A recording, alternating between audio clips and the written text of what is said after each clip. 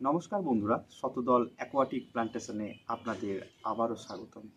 চলুন আজকে আপনাদেরকে আমি দেখাবো কিভাবে জৈব পদ্ধতিতে সার কিন্তু করা যায়।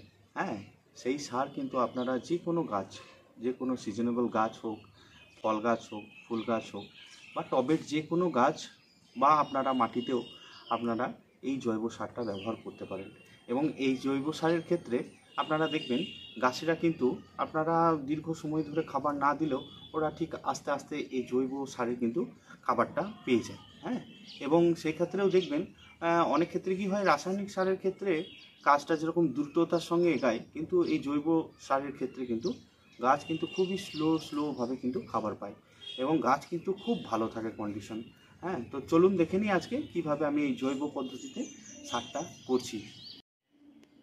এই জৈব সারটা তৈরি করতে আমাদেরকে প্রথম উপাদান হিসেবে কিন্তু নিয়ে নিতে হবে কিন্তু আপনাদের কাছে থাকা যে কোনো জৈব সার, অর্থাৎ দেখবেন গোবর সার হোক বা ভার্মিকম্পোস্ট হোক বা আপনার পাতা পচা সার হোক। আমার কাছে যেটা রয়েছে এটা হচ্ছে ভার্মিকম্পোস্ট, খুব ভালো মানের একটা ভার্মিকম্পোস্ট।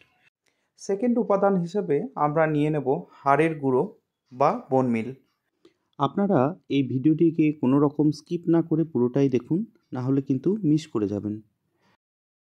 তারপর নিয়ে নেব আমরা শিংকুচি এবং তারই সঙ্গে সঙ্গে আমরা নিয়ে নেব উপকারী জীবাণু। আপনাদের কাছে থাকা মাইক্রোরাইজা হোক বা যে কোনো একটা উপকারী জীবাণু আপনারা নিয়ে নেবেন। এখানে মাইক্রোরাইজো, অর্থাৎ এখানেও কিন্তু আমার মাইক্রোরাইজা আছে, সেটাও সামান্য ব্যবহার করতে পারেন। আপনারা যে কোনো কোম্পানির কিন্তু মাইক্রোরাইজা নিয়ে নেবেন। মাইক্রোরাইজা কিন্তু গাছের শেকড়ের কাছে এরা বংশবিস্তার করে থাকে এবং গাছদেরকে সঠিকভাবে কিন্তু এরা বিভিন্ন রকম উপাদান গাছকে প্রদান করে থাকে। পরবর্তী ভিডিওতে আমি মাইক্রোরাইজার উপকারিতা সম্বন্ধীয় একটা ভিডিওর আপডেট দিয়ে দেব। পরবর্তী উপাদান বাড়ির ওয়েস্টেজ, মাছের বিভিন্ন রকম উপাদান। হ্যাঁ, আপনারা এই উপাদানগুলিকে ভালো করে শুকিয়ে নেবেন, বিশেষ করে এই মাছের এই সমস্ত জিনিস। হ্যাঁ, মাছের আঁশ বা মাছের হাড়, তো এটা খুব ভালো কার্যকারিতা রাখে গাছের ক্ষেত্রে। তো আপনারা কিন্তু ভালো করে শুকিয়ে তারপরেই ঠিক ব্যবহার করবেন। না শুকিয়ে ব্যবহার করলে এটাতে কিন্তু ফাঙ্গাস অ্যাটাকের একটা সম্ভাবনা থাকে এবং গাছ কিন্তু নষ্ট হয়ে যাবে। আপনারা ঠিক এরকম ঝুরঝুরেভাবে শুকিয়ে নেবেন এবং তারপরে আমরা ঠিক নিয়ে নেব সরিষার খোল এবং বাদাম খোল। তার সঙ্গে নিয়ে নেব সামান্য একটু মহুয়া খোল। মহুয়া খোল বেশি দেব না, কারণ মহুয়া খোলের কিন্তু জীবাণুনাশক হিসাবেও ব্যবহৃত করা হয়। তো সেই ক্ষেত্রে আমরা এই মহুয়া খোলটাকে অল্পই নেব, যেহেতু আমাদের এখানে মাইক্রোরাইজা ব্যবহার করব। সেই মাইক্রোরাইজা আপনার গাছের দেখবেন অনেক ক্ষেত্রে কী করে, গাছের সরাসরি খাবারটা গাছের মধ্যে পৌঁছে দিতে কিন্তু সাহায্য করে। এবং এই উপাদানগুলিকে আমরা ঠিক একে একে আস্তে আস্তে মিশিয়ে নেব। তো আমার কাছে রয়েছে দেখুন এই যে ভার্মিকম্পোস্ট, এই ভার্মিকম্পোস্টটা আমরা কিন্তু একটা বালতির মধ্যে নিয়ে নেব।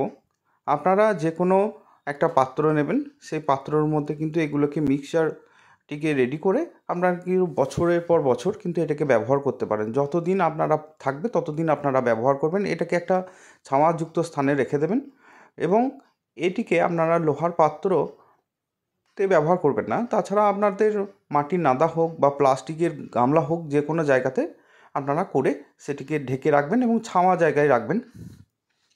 তারই সঙ্গে সঙ্গে আমরা এই উপাদানগুলিকে সমস্ত রকম যে ভিডিওর মাধ্যমে দেখানো হলো যে সব উপাদানগুলি, এই উপাদানগুলি একের পর এক আস্তে আস্তে কিন্তু আমরা মেশাবো। তার পাশাপাশি আপনারা এই মিক্সচারটিতে লেদার মিল বা রক্তপচা সার এগুলোও কিন্তু ব্যবহার করতে পারেন। এগুলি ব্যবহারের ক্ষেত্রে যদি কোনোটা কম বেশি হয়ে যাও, তাতেও কিন্তু কোনো অসুবিধা হবে না। চলুন আমরা মিক্সচারগুলিকে নিয়ে নিই, এগুলিকে নিয়ে আমরা ঠিকঠাক মিশিয়ে নিই এবং আপনাদের এই সমস্ত উপাদানগুলিকে একসঙ্গে মিশিয়ে নেওয়ার পর হালকা করে জল স্প্রে করে এটিকে ছায়াযুক্ত জায়গায় রেখে দেবেন এবং এটিকে আপনারা 1:4 অনুপাতে বা 1:3 অনুপাতে কিন্তু গার্ডেন সয়েলের সঙ্গে মিশিয়ে আপনারা কিন্তু যে কোনো টব বা যে কোনো জায়গাতে কিন্তু আপনারা করতে পারেন। তার পাশাপাশি আপনারা যে গাছগুলি মাটিতে আছে সেই মাটিতেও কিন্তু আপনারা ব্যবহার করতে পারেন। হয়তো কিছুদিন পর পর আপনারা 1 মুঠো বা কিছু সামান্য নিয়ে আপনারা ঠিক গাছের থেকে 1 বিঘে দূরে একটু খাল করে নেবেন এবং এই জৈব সারটিকে দিয়ে দেবেন, দিয়ে ঠিক আবার মাটি চাপা দিয়ে আপনারা একটু জল দিয়ে দেবেন। আর এই মিক্সচারটি যেন কোনো রোদ না পায়, যেহেতু মাটি দিয়ে ঢেকে দেবেন, এই কথাটা এই কারণেই বললাম, কারণ আপনারা সূর্যের আলোতে কিন্তু যে সমস্ত উপকারী জীবাণুগুলো থাকবে সেগুলো কিন্তু মারা যাবে, তাই আপনারা চেষ্টা করবেন সেটিকে ঢেকে দেওয়া। তার পাশাপাশি আপনারা এই সারটিকে কিন্তু টবের মাটিতেও আপনাদের যে সব মাটিগুলিতে মানে টবগুলিতে এই জৈব সার নেই বা আপনারা পুনরায় প্রতিস্থাপন করতে চাইছেন যে কোনো টবকে, ঠিক আপনারা 1:4 অনুপাতে কিন্তু টবের গাছকে দিতে পারেন। তাছাড়াও আপনারা টবের মাটিতে টবের সাইড থেকে মাটি থেকে একটু খুঁড়ে নিয়ে আপনারা 1 মুঠোর মতো কিন্তু গাছের দিয়ে দেবেন এবং খুঁড়ে নেওয়ার পর ঠিক আবার মাটি চাপা দিয়ে জল দিয়ে দেবেন। তো সেই ক্ষেত্রে দেখবেন খুব ভালো একটা রেজাল্ট পাবেন গাছেদের ক্ষেত্রে। এবং এই সয়েল মিডিয়াটি আপনার যে মিক্সচারটি তৈরি করছি, এই মিক্সচারটি কিন্তু ব্যবহার করবেন এবং শুধু মনে রাখবেন আপনারা কোনো কারণে যেন কোনো রাসায়নিক সার সেই টবের মাটিতে দেবেন না, মানে দেওয়া যাবে না, কারণ টবের মাটিতে রাসায়নিক সার প্রয়োগ করলেই কিন্তু এই জীবাণু সহ অন্যান্য জিনিসগুলো নষ্ট হয়ে যাবে। আপনারা যা করবেন সেটা যে সারই ইউজ করুন না কেন কোনো রাসায়নিক সারের ক্ষেত্রে, তো সেগুলিকে কিন্তু গাছের মধ্যে স্প্রে করে দেবেন। মাটিতে কোনো রকম কোনো কিছু দেবেন না, যদি দিন তো আপনারা চেষ্টা করবেন যেন সেটা জৈবভাবে তৈরি কোনো সার হোক, তাতে সেটা ডিএপি হোক বা এনপিকে হোক, সেটা কিন্তু জৈব পদ্ধতিতে তৈরি সেই সারই ব্যবহার করবেন। তাছাড়া এই জৈবভাবে তৈরি এই মিশ্র সারটি ব্যবহার করলে আপনারা দেখতে পাবেন গাছের ফুল ফল থেকে শুরু করে গাছ কিন্তু খুব ভালো একটা রেজাল্ট আপনাদের দেবে।